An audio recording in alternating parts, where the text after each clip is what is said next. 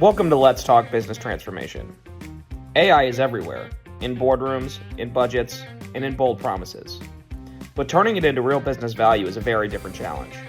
Today I'm joined by Gerry Szatvanyi, Chief AI Officer at OSF Digital. He's here to discuss what business leaders should really focus on when it comes to AI and digital engineering. Let's dive in.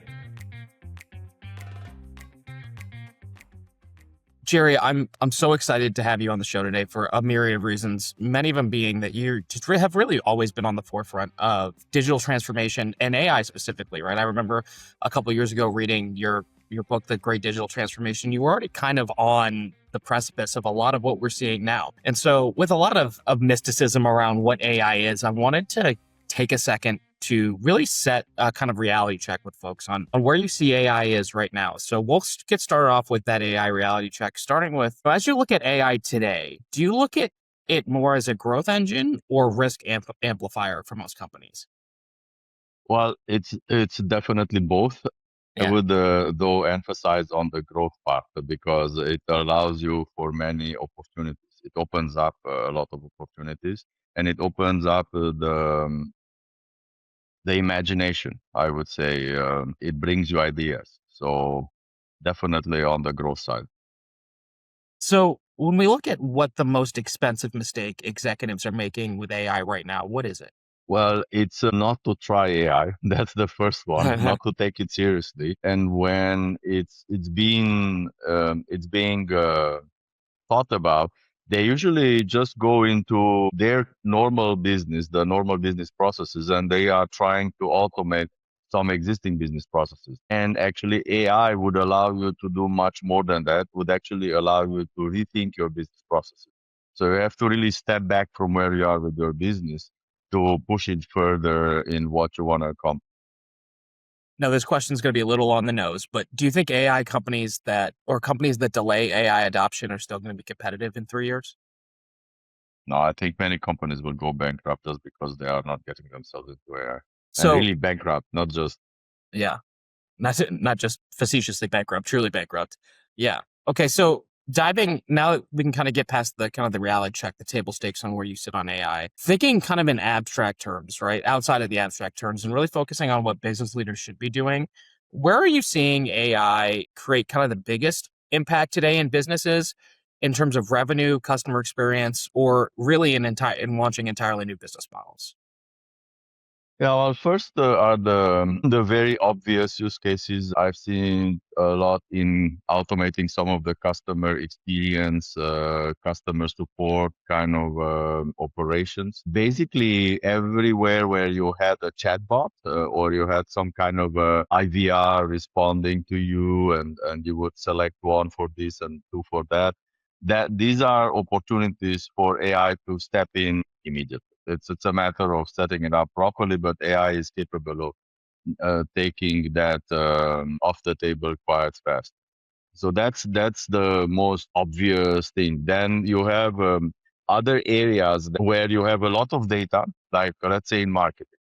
In marketing, in many situations, you have a lot of data, and you have to have kind of the one-to-one personalization. Up into today, you would have this kind of, you have to define segments and you have to define market targets. But moving forward, this is going to become like a one-to-one conversation, and it's going to be driven by AI, because AI is able to really customize and personalize for you the message and the audience. So these are other obvious ways where AI can go. Yeah, and we're really seeing a lot of our clients kind of start to pick that low hanging fruit now and identify those use cases. So it's a really exciting time. When you think from an executive level and you think about CEOs and boards, and they're starting to look at the landscape of their business and picking spots where to invest AI, where do you think they should be placing those investments in areas, especially where talent and maybe the digital capabilities are limited? I will start answering with the end first. I think first and foremost, today's is of investment should be decided by understanding very well the ROI. Like where should my ROI be? What am I expecting from this? Like that should be well understood. And then I think in terms of in terms of investments and how to approach this, I think the right way to do it is with a very strong set of governance and understanding the data below. So these are good places to start. So when we look at thinking in the same level, right, of CEOs and boards really investing at spots in the organization, what's separating these organizations that are actually taking AI and turning it into some level of competitive advantage from those who are just stuck in pilot projects? And what role really do the platforms, and you kind of alluded to a little bit, engineering discipline actually play into how ramped up companies are getting in AI? Well, the companies who are successful are generally companies where you have all the levels in the company pretty much aligned. So it's not just an executive kind of initiative, and it's not just something that someone that is operating the system wants to try out because they just like it. So it requires that alignment up and down on the chain. And when you have people that have a strong interest in trying new things and experimenting and innovating with new things, and you have on all the levels of management support for this and giving them the proper framework, this is when ideas turn into reality quite effectively. So when business leaders are looking to evaluate the ROI of these initiatives, how can business leaders actually realistically evaluate that ROI, especially when the benefits aren't indirect or they're looking at more of a long-term play? Well, there has to be some kind of a direct benefit eventually Yeah. somewhere.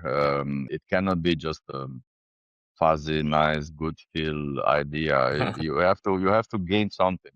Yeah. It's either about market share, or you have your increase in revenue, your margin increases, you have a better customer adoption, a shorter sales cycle.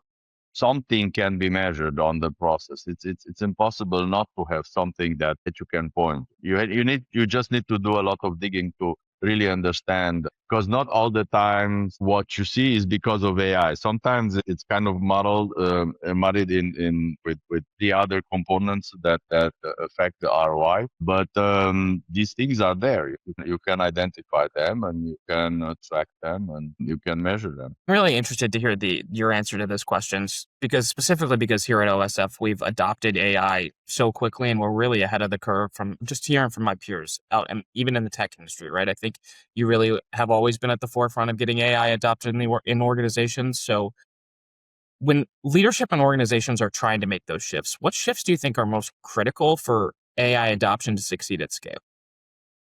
Well, and I can tie this into our experience with AI. It's AI is new, okay? So and it's every 2 3 months you have something new. You have new things happening. So you have to drive your organization through the adoption in order for the organization to provide the proper feedback and support to the adoption, so that you can learn. And you create like a virtuous circle. Then gradually, painfully sometimes, you get improvement and you get adoption and you get also very interesting ideas. But it's not a straightforward process. It is not a painless process. Sometimes it feels like pulling teeth. But this is what's happening when a new technology that is shifting worlds, that is revolutionizing everything, is coming up. And that's something to be very well aware of, because if there is one thing that I've learned through this AI journey is that people do not want to change. People do not want to change. And if something works, that saying that if it works, don't break it. Yeah. Well, in this case, if we We've don't seen break it yeah. today, it's gonna really bankrupt you tomorrow. So you have to try. You have to innovate. You have to put yourself outside of the comfort zone in order to get to a point where you have enough adoption, where the team finally comes on board and you have a lot of initiatives, and that's becoming a much more interesting journey. But it's not without the challenge. Yeah, I've always really admired your perspective on it just because I feel like as an organization, we've always kind of been comfortable with the ambiguity of it, right? That, we're going to break stuff. We're going to have to play a little bit in the sandbox, so to speak, but that's how we figure things out. So, and this is going to be impossible to predict, but if there's anybody, Gerry, who could predict it, it's you. as we look in 5 years in the future, what do you think successful companies are going to be doing with AI that struggling companies? There will be a lot of agents working side by side with people, for sure. This is one thing. There will be a very different way of looking at work. In some situation, you won't be able to do like to scale work infinitely, but you will be definitely able to scale it much more than we do today. And I think expertise is going to be even more important than it is today. Having a strong team that is driving the agents to orchestrate the agents. You will have 2 human colleagues and 3 agents working in your team. That's how I see it happening in the future. But I don't think that we're gonna be in a situation where only agents will work and AI will take over. I don't think that's gonna happen, at least not in this time frame. Might happen on a longer time frame, but not on this short time frame. Well, that's a string I could pull with you forever, kind of the human trust layer side of things. But I know I've only got a little bit more time with you. So, for my final question here, a CEO or board member picks up the phone and calls Gerry and says, I need to take one action towards AI. Or after listening to this episode, they think, man, I need to do one thing. What should they be doing? They should do a deep dive workshop with us, really seriously, to Yeah. identify all the areas that we can disrupt in their business. I think we have, this is a little bit of a self-serving comment, but I think we can be very effective in identifying areas of improvement, areas where agents would be really a good fit, and ideas to help them get to the next level. It's the same transformation that we've been part of on digital transformation. Now we are part of the agentic transformation of our customers. And the first place to start with is to run a deep dive workshop, what we call it a catalyst, to accelerate exactly this identification of areas where we can go in and be very effective and make some quick wins. And then everybody else in the company will jump on board because you have some quick wins and you start a virtuous circle. Well, Gerry, that's all I have for you today. Thank you so much for your time. If I picked up anything, it's if I don't start AI, everything I do is going to go bankrupt today. So I appreciate your time, Gerry. Thank you. Thank you. Thanks for listening to Let's Talk Business Transformation by OSF Digital. Follow us for more episodes and visit osf.digital to learn more.